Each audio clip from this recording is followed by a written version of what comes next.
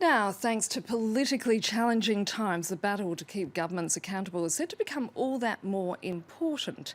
One woman leading the campaign here in Europe is Helen Darbishire, the Executive Director of Access Info Europe, which works to advance government transparency while fighting corruption. She's here in Paris for the Open Government Partnership Summit and joins me now in the studio. Helen, thanks for coming in. Thanks, Annette, for the invitation. Now, we're witnessing very much a political swing to the right, if not the far right, in the developed world. What is set to change for those of you who are campaigning for greater transparency in governments?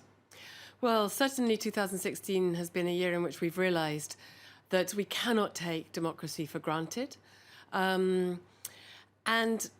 for those of us who've been demanding government transparency for many years now, I've been working on this issue for around 20 years, perhaps there is a silver lining in this year that we have the governments now listening to what we're saying and entering into a dialogue about how to make governments more transparent and how also to listen to what people are saying and the concerns of ordinary people. Because we've witnessed the politics of anger in a way, haven't we? Absolutely, absolutely.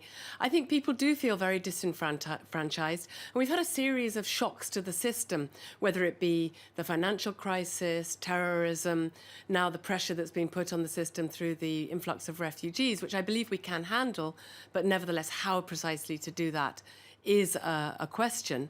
And these stresses on our democratic system are being exploited by populists to get a message across. And what we really need to do is have a proper debate about how to solve these issues. And as citizens, as members of the public, we can't have that debate without information, without data. I think many of us, however, here in Europe, take for granted that our rights are being respected. But is that really the case? I think that in Europe we're incredibly lucky to live in societies where, by and large, human rights are respected. But that doesn't mean that everything's perfect. There is no perfect democracy.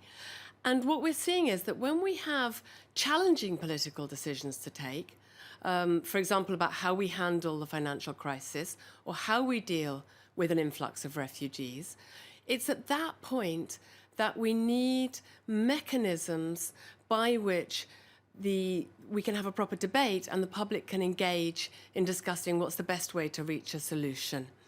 And I think that what we've seen during the course of 2016 is a concern about a political elite which is taking decisions without proper dialogue with and consultation with the wider public. Is that becoming part of a wider global trend?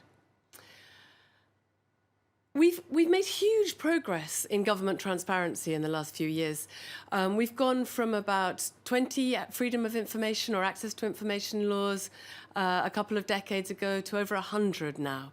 And we've got the right of access to information, our right as citizens to know what government is doing, recognised as a fundamental right. But that's something that political elites also have to get used to. They have to get used to being open about what they're doing and engaging and involving citizens in decision-making. So why is access to government information so critical for women? So if we think about the kinds of issues which many women may be concerned about, it may be things to do with the education system, the health system, to do with employment, then the data that we need to understand the way what's happening in our societies is often held by government. So let's take an example of, which is a big issue in Europe, the differentials in salaries between men and women. There's recently been data released which enables us to understand quite how widespread and significant that is. Having the information that governments collect and hold about the difference in salaries, which is as much as 17% on average and bigger in some countries, we can actually have a debate, and as women we can address that issue and advance the case for greater equality. There is a common assumption, Helen, that if there were more women involved at all layers of government, that somehow the risk of corruption would significantly decrease. Do you believe that would indeed be the case? I think what's very interesting, if we look at the data, then clearly we've got more men involved in government, still in the political in political positions. And also, rather interestingly, if we look at the lobbyists who often have a great impact on how decisions are taken, they tend to be dominated by men as well, and by people with business interests. Now, if we were able to involve more women in decision-making, both through formal posts in government as well as by being consulted as citizens, then we could shift the balance towards decision-making which is really in the wider public interest rather than narrow economic or personal interests. And I think that, in turn, would contribute to reducing corruption, because after all, corruption isn't only money changing hands. That's one kind of corruption.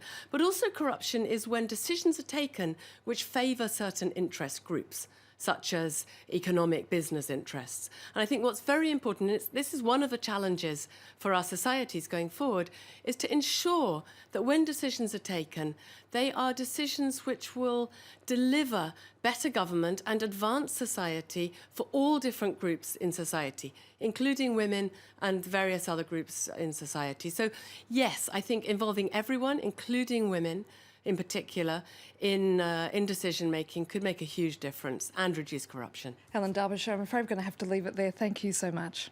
Thank you very much. My pleasure, Annette.